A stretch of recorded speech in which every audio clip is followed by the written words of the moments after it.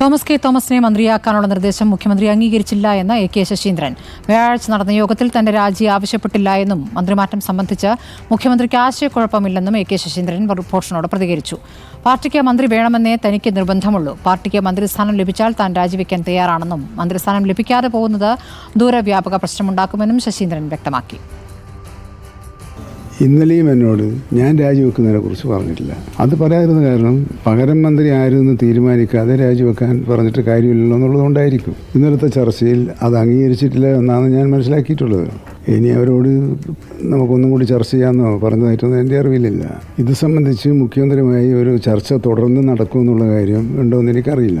എന്താ വെച്ചാൽ തീരുമാനിക്കട്ടെ, അത് നടപ്പിലാക്കുക എന്നുള്ളതല്ലേ, അതിലല്ലേ നമുക്ക് ജോലി റോളുള്ളൂ. എൻ്റെ കൺസേണും പാർട്ടിക്ക് മന്ത്രി ഉണ്ടാവുകയോ ഇല്ല എന്നുള്ളത് മാത്രമേ ഉള്ളൂ. ഞാൻ നിങ്ങളുടെ അടുത്തൊക്കെ പലതവണ പറഞ്ഞിട്ടുള്ളത്.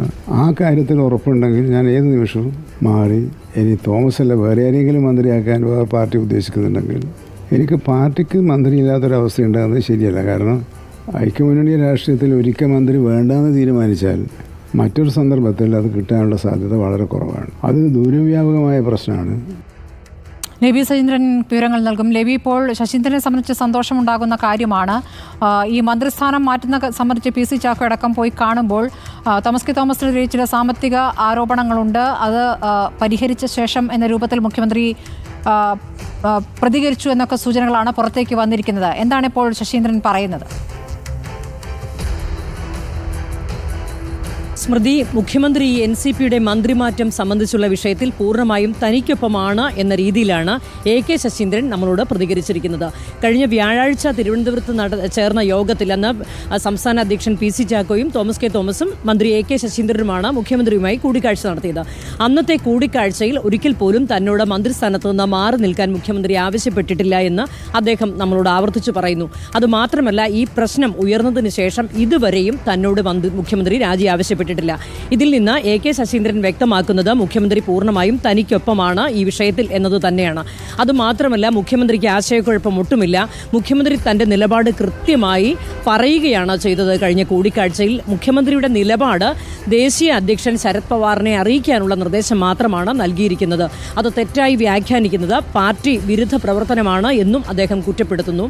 അതുകൊണ്ട് തന്നെ 2-3 ദിവസത്തിനുള്ളിൽ ഈ നിലപാട്, മുഖ്യമന്ത്രിയുടെ ഈ നിലപാട് എൻ.സി.പി ദേശീയ അധ്യക്ഷനായ ശരത് പവാറിനെ അറിയിക്കാൻ സംസ്ഥാന അധ്യക്ഷൻ പി.സി. ചാക്കോയെ ചുമതലപ്പെടുത്തിയിട്ടുണ്ട്. അത് അറിഞ്ഞതിന് ശേഷം അദ്ദേഹം അന്തിമ പ്രഖ്യാപനം നടത്തും ശരത് പവാർ. അതല്ലാതെ ഏതെങ്കിലും രീതിയിൽ മുഖ്യമന്ത്രി ഇതുമായി ബന്ധപ്പെട്ട് വീണ്ടും ഒരു ചർച്ച നടത്താനുള്ള സാഹചര്യം ഇല്ല. അങ്ങനെ ഒരു കാര്യം തനിക്ക് അറിയുകയുമില്ല. മാത്രമല്ല, മറ്റൊരു കാര്യവും എ.കെ. ശശീന്ദ്രൻ പറയുന്നു. തനിക്ക് മന്ത്രിസ്ഥാനം ഇപ്പോൾ നഷ്ടപ്പെടുകയാണെങ്കിൽ പാർട്ടിക്ക് തന്നെ ആ മന്ത്രിസ്ഥാനം നഷ്ടപ്പെടുന്ന അവസ്ഥയിലേക്ക് കാര്യങ്ങൾ വരും. ഇത് കഴിഞ്ഞ് കുറച്ച് ദിവസമായി അദ്ദേഹം പറയുന്നുണ്ട്. ഇപ്പോൾ ഒന്നുകൂടി ഷാർപ്പായി പറയുകയാണ്. ഒരു ചെറിയ പാർട്ടിക്ക്, പ്രത്യേകിച്ച് ഒരു മുന്നണി സംവിധാനത്തിൽ മന്ത്രിസ്ഥാനം ഒരു വേള നഷ്ടപ്പെട്ടാൽ പിന്നീട് മറ്റൊരു സന്ദർഭത്തിൽ അത് മടക്കി കിട്ടുക പ്രയാസമാണ്.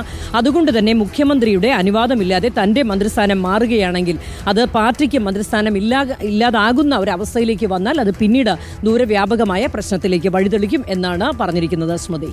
ശരി, ലേബി ശശീന്ദ്രനാണ് വിവരങ്ങൾ നൽകിയത്.